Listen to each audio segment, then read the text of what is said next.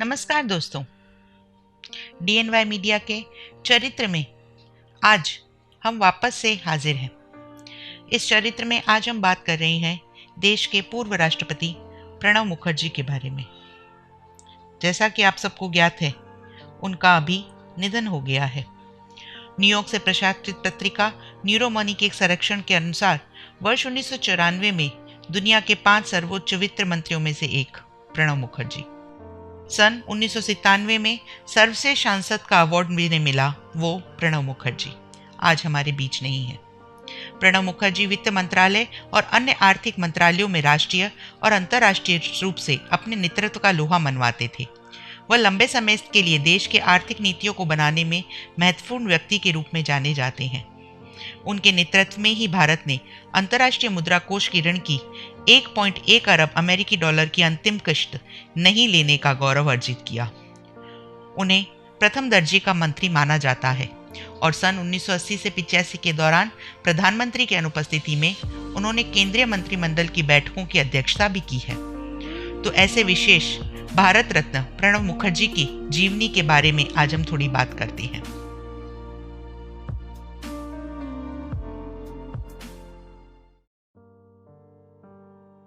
बंगाल में वीरभूमि जिले के मिराती करनाहात गांव में 11 दिसंबर 1935 को कमदा किंगन मुखर्जी और राजलक्ष्मी मुखर्जी के घर जन्मे प्रणब मुखर्जी।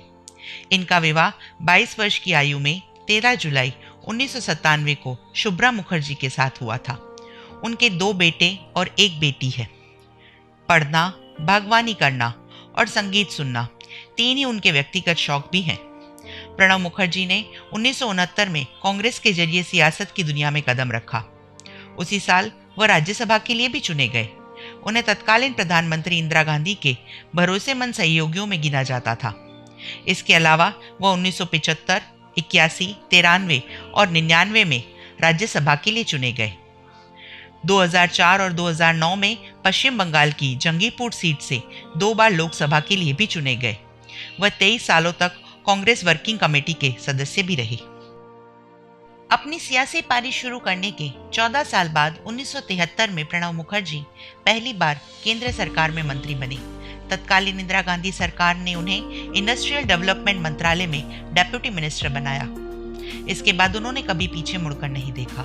1982 और 84 में वह केंद्रीय वित्त मंत्री रहे। उन्हीं के मित्र मंत्री रहते हुए डॉक्टर मनमोहन सिंह को रिजर्व बैंक ऑफ इंडिया का गवर्नर बनाया गया। 1984 में इंदिरा गांधी की हत्या के बाद मुखर्जी खुद को कांग्रेस में अलग थलग महसूस करने लगे और 1986 में राजीव गांधी से मतभेदों के साथ उन्होंने राष्ट्रीय समाजवादी कांग्रेस नाम की एक नई पार्टी बनाई। 3 साल बाद उनकी फिर से कांग्रेस में वापसी हुई और उनकी पार्टी का कांग्रेस में विलय हो गया। 1991 में राजीव गांधी की हत्या के बाद मुखर्जी प्रधानमंत्री पद के मजबूत दावेदारों में शुमार थे, मगर कुछ साल पहले कांग्रेस से अलग राह पकड़ना शायद उनके खिलाफ गया। 1991 में तत्कालीन प्रधानमंत्री नरसिम्हा राव ने उन्हें योजना आयोग का उपाध्यक्ष बनाया। उसके बाद 1993 से 95 तक वह वाणिज्य मंत्री रहे। 1995-96 में वह नरसिम्हा राव सरकार में भारत के विदेश मंत्री भी रहे। प्रणब मुखर्जी की गिनती गांधी परिवार के करीबियों और भरोसेमंद नेताओं में होती थी। सोनिया गांधी को राजनीति में लाने के लिए मनाने वालों में प्रणब मुखर्जी को भी माना जाता है। 2004 में जब सोनिया ने पीएम बनने से इनकार किया और मनमोहन सिंह को प्रधानमंत्री पद के लिए आगे बढ़ाया, तो इस फैसले से राजनीतिक पंडितों को बहुत हैरानी हुई। तब प्रणब मुखर्जी पीएम पद के सशक्त दावेदार थे। मनमोहन सरकार में 2004 से 6 तक वह रक्षा मंत्री, 6 से 9 तक विदेश मंत्री और 9 से 12 तक वित्त मंत्री रहे।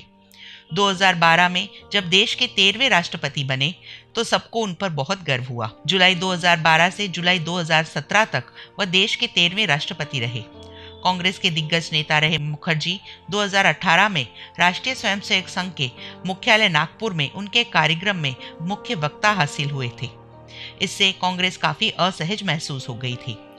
उन्हें 2008 के दौरान सार्वजनिक मामलों में योगदान के लिए भारत के दूसरे सर्वोच्च नागरिक पुरस्कार पद्म विभूषण से नवाजा गया।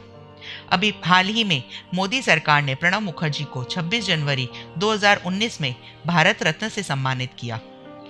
साथियों, अब बड़े दुख के साथ ये कहना है कि भारत के पूर्व राष्ट्रपति प्रणब मुखर्जी का 31 अगस्त 2020 सोमवार शाम 5:50 पर निधन हो गया।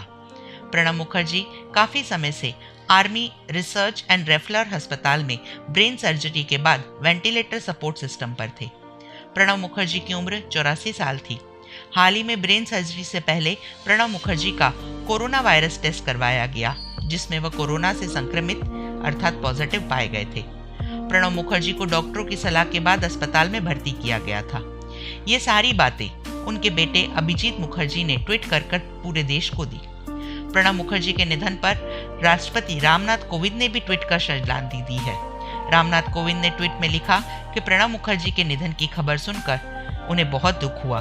उनका जाना एक युग का अंत है। प्रणब मुखर्जी की देश सेवा की भावना से सर्वोपरि रही है उनकी हमेशा। वह भारत के सर्वोच्च रत्न और नागरिक हैं। आज उनके जाने पर पूरा देश दुखी है। तो दोस्तों, दुख की इस घड़ी में हम सब भी उनकी आत्मा की शांति के लिए प्रार्थना करें। ओम शांति। अगर आपको आज का हमारा चरित्र पसंद आया हो तो हमारे चैनल को सब्सक्राइब करें, लाइक करें, नीचे बेल आइकन पर भी क्लिक करें, जिससे आपको हमारे लेटेस्ट अपडेट मिलते रहें। आपके सुझाव हमें कमेंट बॉक्स में लिखें ताकि हम हमारे चैनल को बेहतर से बेहतरीन बना सकें। तो दोस्तों, फिर मिलते हैं अगली कड़ी में नए जीवन चरित्र के साथ। तब तक आप सब स्वस्थ रहें, व्यस्त रहें, मस्त रहें। इसी कामना के साथ मुझे यानी लीना को दीजिए विदा। Good bye, sayonara.